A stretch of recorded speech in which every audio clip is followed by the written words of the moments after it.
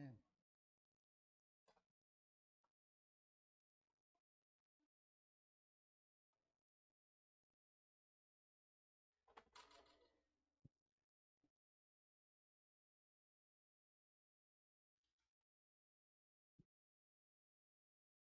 아멘. 아멘. 할렐루야.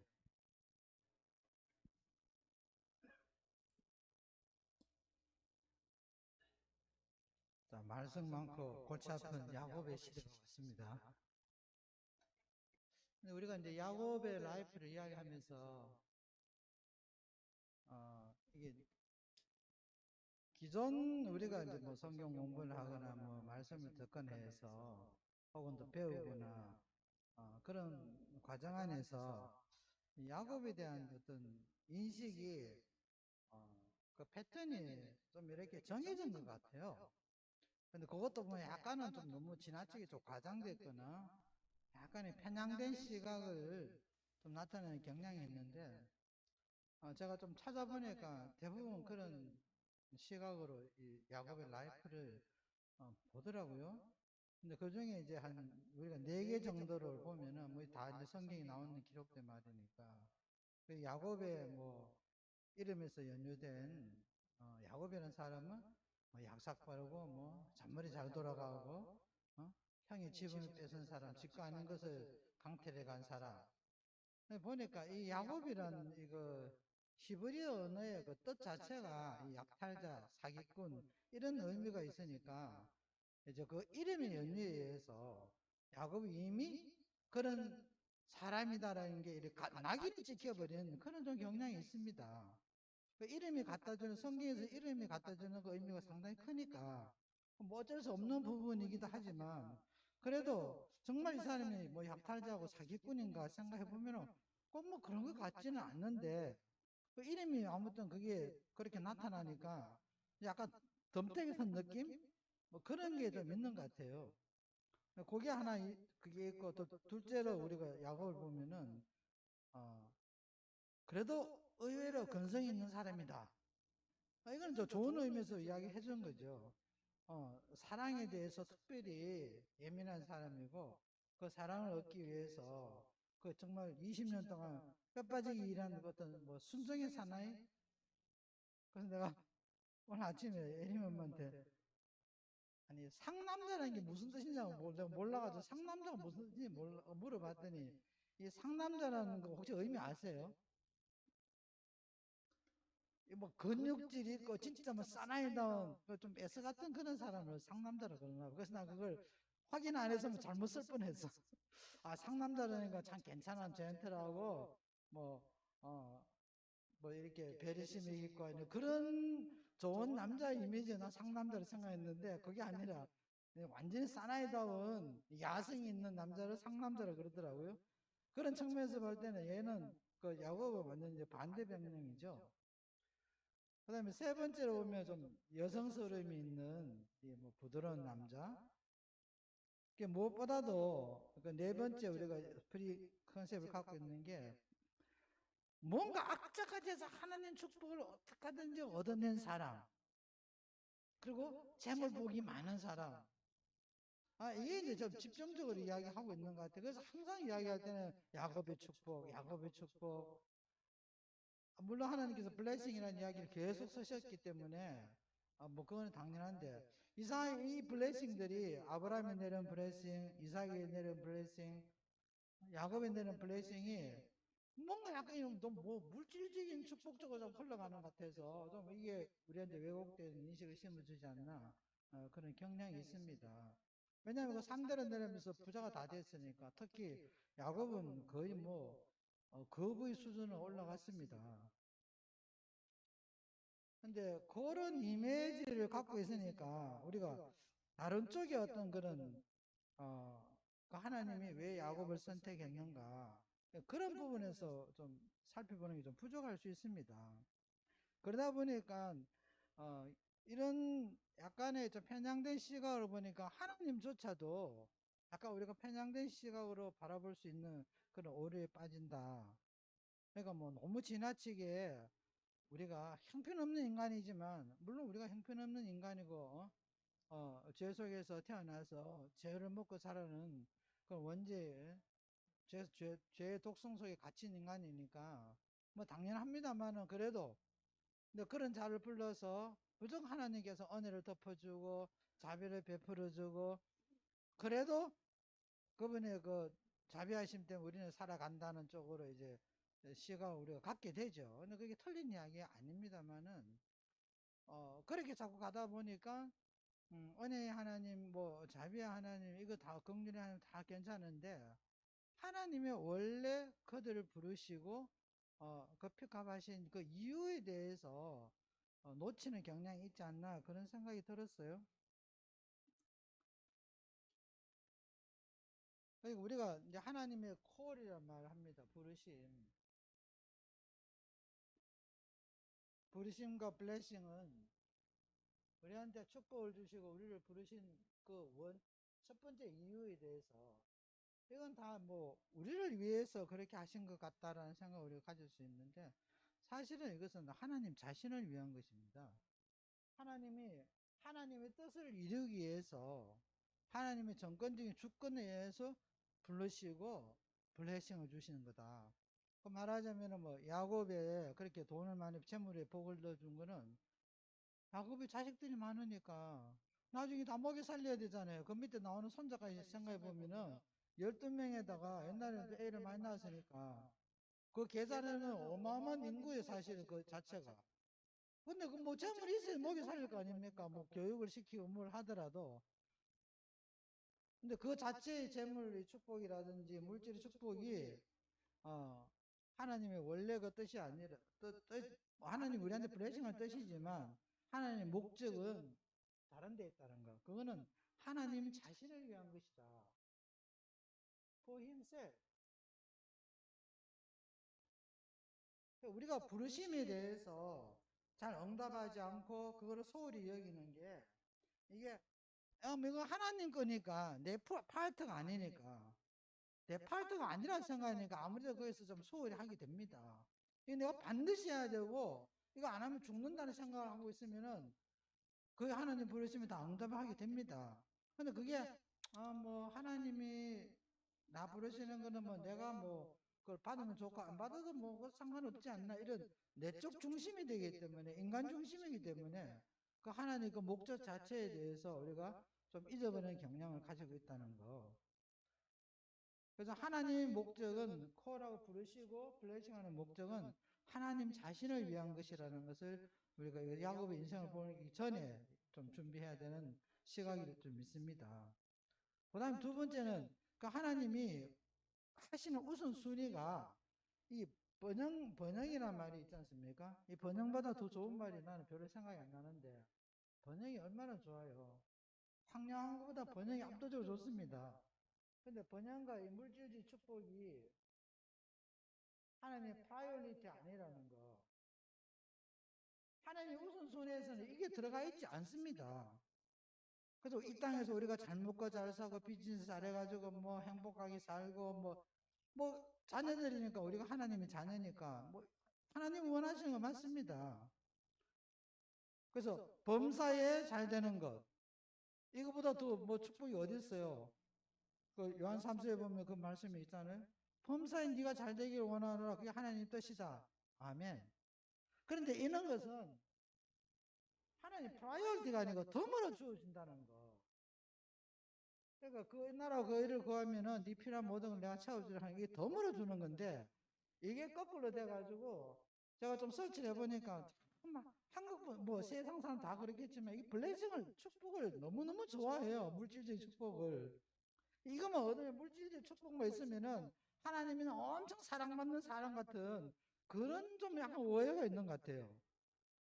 그래서 생각하면 물질이 좀 부족한 사람은 하나님은 사랑 못 받는 사람처럼 어 낙인 찍히고 혹은 또 뭔가 부족하고 뭔가 뭐 하나님을 바로 쓰지 않고 뭔가 집안에 뭐 컬스가 있는 것 같기도 하고 뭐 그런 쪽으로 몰아가서 물질적으로 좀 쪼달리기만 하면은 제가 그런 이야기를 많이 들었습니다. 아니 성교 나와가지고 부자 되려고 성교하는 거 아닙니다. 근데 부자 되가 성교 복음을 전하면서 부자 되려고 복음을 전할 것은 왜 복음을 전합니까? 부자 되려고 하면 비즈니스를 해야지. 그 목회자들이 어느 일정 순간까지는 뭐 가난할 수도 있고 좀 힘들 수도 있는데 사도 바울이 얼마나 배고프고 얼마나 힘들고 얼마나 고통 속에서 그 사역을 수행을 했습니까? 그럴 때 해가지고 아이고 하나님 물질이 네한테 없으니까 하나님 너 그렇게 사랑하는 게 아니야. 아니면 네가 참 문제가 있어. 영적 생활에 문제가 있어. 이렇게 이제 잘못된 왜곡된 시각을 가져서 하나님의 뜻을 약간 이게 편향되게 보는 거. 그래서 이 부분이 그러니까 야곱의 인생을 보면서도 우리가 유의해야 될 일입니다. 그러니까 하나님의 순위는 결국에는 하나님의 형상을 회복하는 거죠. 하나님의 자녀들이 하나님의 형상을 회복해서 그게 하나님의 파이널 목적인데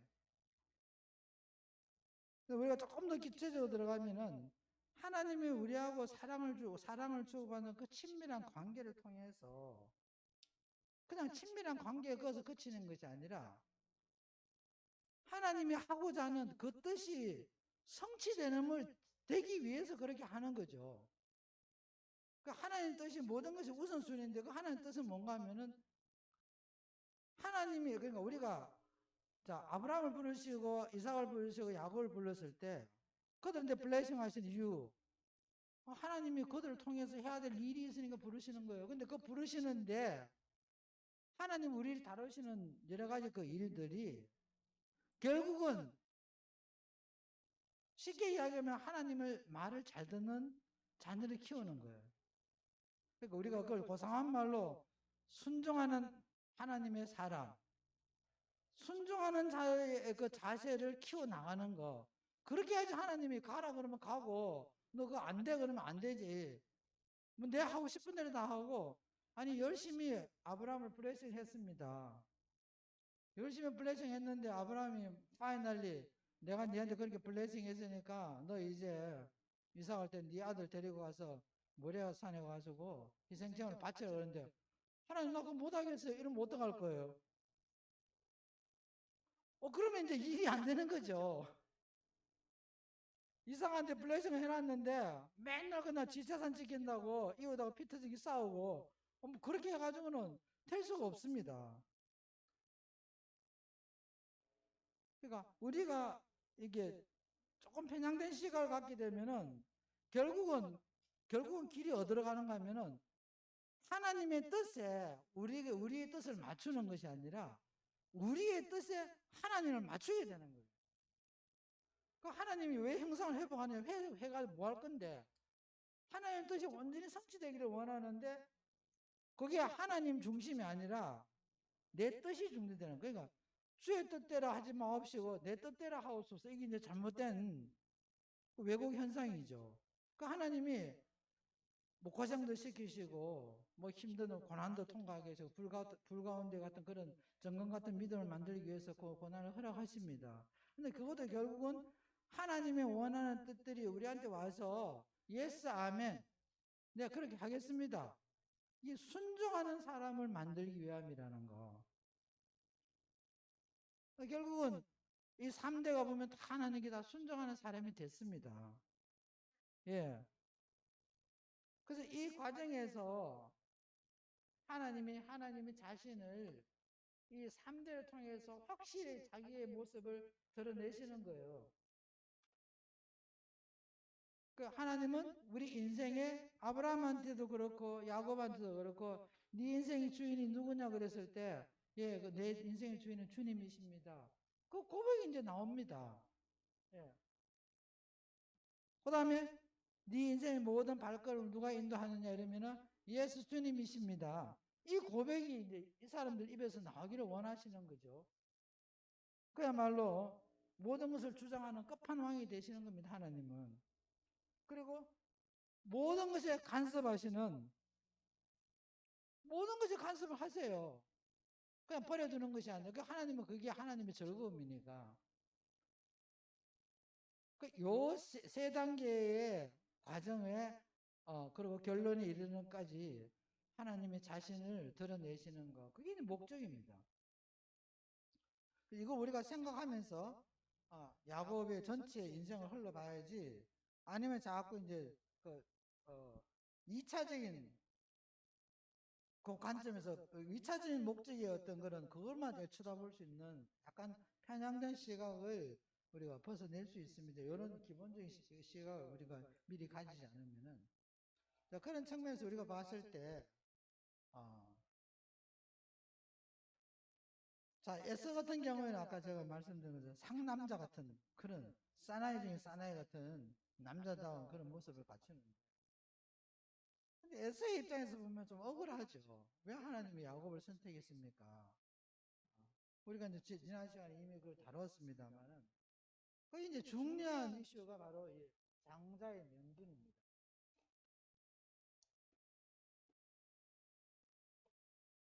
제가 장자의 명분을 생각할 때, 옛날에 이제 조선시대 같은 경우에는, 야, 이 맏아들이 갖고 있는 이 권한이 대단해요. 아니, 위에서 부모가 뭐 벼슬 해가지고 재산 있으면 거의 그 장남한테 다 내려가요. 우리 외가 보니까 우리 외할아버지가 둘째인데, 둘째 내려가는 거랑 그 큰 외할아버지한테 내려가는 거랑 이게 뭐 수준차가 이게 너무 많이 나가지고, 웬 장남한테 뭐 장남은 뭐 아들이냐 이래서 그렇게 많이 내려가니 이렇게 굉장히 불공평한 그런 생각을 물론 어릴 때 가졌는데, 그래서 하나님이 계속 이 장자의 명분에 대해서 에서가 결정적으로 장자의 명분을 팔아버리니까 그것 때문에 지금 사실 에서는 문제가 심각하게 발생했거든요. 그래서 이거는 우리가 일반적으로 세상 문화에서 이야기하는 이 큰 아들에게 주어지는 뭐 권한이라든지 축복권이라든지 뭐 이런 것이 아니라는 거죠. 그럼 뭐냐, 장모때 뭐 큰아들이 무조건 먼저 태어났다 해가지고 뭐 그렇게 블레싱 받는 게 하나의 특별한 그게 온종일 내려가는 게 아니라, 이거는 믿는 자 모두에게 주어진 각자의 하나님을 향한 사명이라는 거예요. 이 장자의 명분이라는 게. 이게 믿는 자에 대한 사명이지, 그냥 뭐 먼저 태어났다 가지고 뭐 하루, 사실은 뭐 둘이가 쌍둥이를 태어났는데 그 뭐 몇 시간 차로 태어났는지 모르지만 그거 먼저 태어났다 가지고 그렇게 축복원이 갈라진다 그러면은 좀 불공평한 거죠. 그래서 장자의 명분에 대해서 에서는 아주 쉽게 생각한 거예요. 근데 생각해 보십시오. 우리가 이제 일반적으로 생각해 보면은 에서에 대해서, 야곱에 대해서 이삭이 성경 공부를 시키고 하나님의 말씀을 전하고 그 교육 차원을 시켰을 때 에서는 벗겨내, 쟤는 공부하기 싫으니까 쟤는 뭐 집 너 밖에 놀아, 그러진 않았을 거예요. 설사 공부에 약간 취미가 없다 할지라도 같이 성경 공부를 시키지, 같은 자녀인데. 더군다나 장자 같으면 장자가 갖춰야 될 것보다 소양도 또 더 많이 필요한 것도 있지 않습니까? 근데 그거를 이제 우리가 에서하고 야곱이 똑같은 엄마 아빠의 양육 속에 자랐다는 그 가정하에서 보면은 이 장자의 명분이 뭔가에 대해서 둘이가 충분히 인식을 했을 거예요. 근데 야곱은 그것을 굉장히 강하게 받아들였습니다. 아, 이 장자에 나한테 하나님 주어진 게 사명이라는 게 이거야말로 가장 소중한 것이구나라는 것을 야곱은 마음에 새겼는데, 에서는 그런데 좀 관심이 없었어요. 그러니까 팥죽 한 그릇에 파는 거죠. 팥죽 한 그릇에 팔았는데, 우리가 장자라는 명분에 대해서 왜 편향된 시각을, 육적 편향된 시각을 가지면 안 된다는 게, 계속 장자를 이야기하면 장자를 안 태어난 사람 아이들은 뭐 어떻게 해? 나 장자권도 아닌데 뭐 내가 밑에서 찌끄러기 노래하는 거 당연하지 않나? 이 생각을 가질 수 있거든요. 저희 집 같은 여섯 남매가 되어 있으니까 나는 한 번도 장자로서의 어떤 그런 갖춰야 될 어떤 소양이나 이런 걸 한번 생각해 본 적이 없어요. 아, 내가 동생들을 잘 거느려야 되지. 엄마 아빠 대신에 엄마 아빠가 없을 때 우리 집안을 테이크를 할 수 있는 그런 권한과 그 축복권이 나한테 있다. 뭐 이런 생각 해 본 적이 없습니다. 그러다 보니까 이건 또 나하고 약간 좀 상관없는 그런 쪽으로 흘러가요. 장자의 명분 뭐 나한테 그게 소용이 되나? 근데 그게 하나님이 믿는 자로서의, 하나님의 자녀로서의 가지는 사명이라고 생각하면 이게 나한테 절대적으로 내가 품어야 되는 부분이게 됩니다. 그래서 팥죽 한 그릇을 팔았다는 의미가, 자, 이 팥죽이 주는 의미는 에서가 굉장히 육적 사람이라는 것을 상징적으로 나타냅니다. 우리가 현대 우리 크리스찬들의 모습을 보면은 장자의 명분을 팥죽에 파는 사람들이 상당히 많습니다. 자, 팥죽이라는 것은 이 먹는 거죠. 먹고 마시고 입는 것, 그리고 물질적인 것. 그러니까 우리가 물질적인 것 때문에 나는 이 땅에서 뭐 잘 살아야 돼. 무조건 블레싱을 받아야 돼. 물질 축복을 위하는데. 그거를 위해서 장자의 명분을 파는 크리스찬들이 얼마나 많냐고요. 그 에서의 이야기가 남의 이야기가 아니라 이게 곧 나의 이야기가 되는 거죠. 현실적으로 그렇지 않습니까? 사명로 하나님 사명이 뭐예요? 이래서 글쎄요, 나 그거 받아는 같은데요. 내가 근데 꼭 해야 돼요? 안 하는 사람 엄청 많습니다. 그래서 소홀히 다 하긴 하더라도 굉장히 소홀히 다루는 사람도 굉장히 많습니다. 무엇 때문에? 팥죽 한 그릇 때문에. 성경은 팥죽에 대해서 그 팥죽이 가지고 있는 영적 의미가 육적인 거거든요. 결국 내가 이 땅에서 잘 먹고 잘 살고 편안하게 살고 그냥 명예심 뭐 이런 것 때문에 자신의 혼 정욕 때문에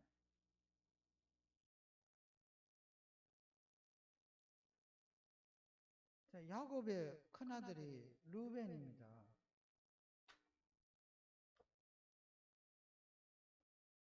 루벤이 그야말로 장자로 태어났습니다.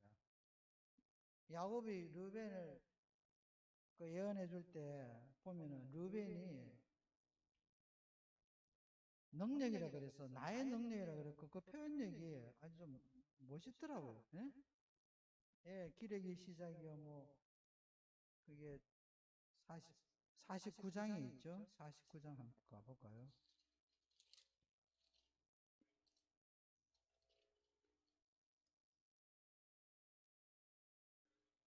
49장 이 3절에 보면은 르벤은 너는 내 장자여 나의 능력이요 나의 기력이 시작이라 위강이 이게 옛날 말이 돼가지고 위강이 초등하고 뭐 권능이 탁월하다 뭐 이 말은 참 멋있어요. 근데 요즘 아이들 이거 읽으면은 위강이 뭐고 뭐 초등한다니 뭔지 너무 옛날 말이에요 이게. 이렇게 멋지게 하나님 축복 속에서 태어났습니다. 르우벤이. 근데 르우벤이 장자의 축복을 장자의 명분을 잃었습니다. 무엇 때문에 잃었습니까? 자기 육신의 정욕 때문에 이걸 팔아버린 겁니다. 그러니까 팥죽 한 그릇에 르우벤도 자기의 장자의 명분을 팔아 자기의 사명을 다 버렸습니다. 그 팥죽은 결국 르우벤에 있어서는 육신의 정욕인데 그 밑에 보면은 물이 끓는 것 같다 그랬어요. 물이 끓는 것 같다 그러니까 이게 비유적인 표현인데 성경이 이 감정적으로 주체가 안 되는 거예요. 그러니까 르벤이야말로 우리 지난주에 우리 언급했던 감정의 늪에 빠진 영성인 거예요. 르벤이 영성이 없었던 것이 아니라 그 자기 감정을 그게 컨트롤이 전혀 안 되니까 르벤한테는 그 좋은 그 영성이 다 죽어버린 거예요. 우리가 네 가지가 다섯 가지가 말씀을 드렸죠. 우리 영성을 가두는 거, 그 이성에서 갖추고 감정에서 갖춘다 그랬는데 르벤의 말로 그 탁월한 영성이 그냥 이 감정 때문에 완전히 가져져 버린 거죠. 그래서 그게 업그레이드가 전혀 안 된 상태였습니다. 그래서 그는 결국 장자의 명분을 잃었다. 하나님의 사명을 잃었다. 그 사명을 잃으니까 할 일이 별로 없어요.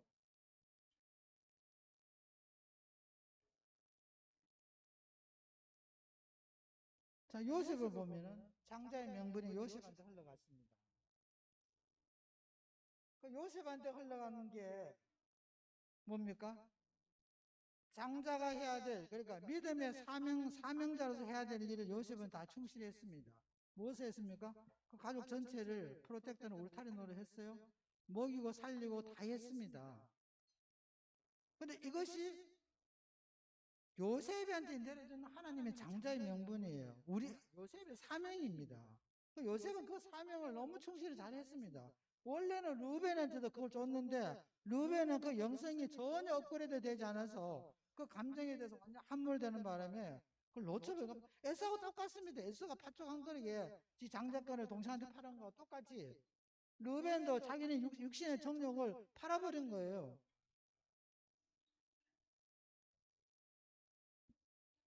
그런 차원에서 보면은 우리가 이제 전체 12지파의 이제 시작이 되는 야곱의 12 형제들, 아니 아이들. 그 아이들이 갖고 있는 모든 그 하나하나가 그냥 단지 성경에서 나오는 뭐 갓지파는 어떻고 뭐 단지파는 어떻고 이런 것들이 그냥 이렇게 뭐 글자 그대로 문자 그대로 우리가 보일 게 아니라 이거는 전부 교회를 위한 한 이야기입니다. 12지파가 있고 난 뒤에 나중에 신약이 들어가는 게 바로 12제자가 나옵니다. 그렇죠? 그리고 교환계시 12문 교회가 나오죠. 하나님은 야곱이 딱 시작될 때 우리가 이제 앞에 보시면은 야곱이 이제 엄마의 덩이에 떠밀려 가지고 작전에 걸려 가지고 이제 길을 갑니다. 길을 가서 바로 그 다음에 베델에 가서 하나님을 만나요.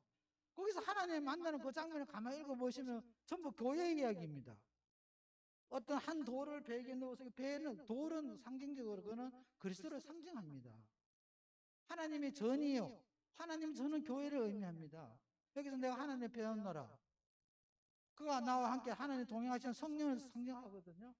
그러니까 요셉이 인생을 처음 출발해가지고 독립에 딱 나가는 순간에 벌써 교회의 모습이 쫙 지금 그려지고 있습니다.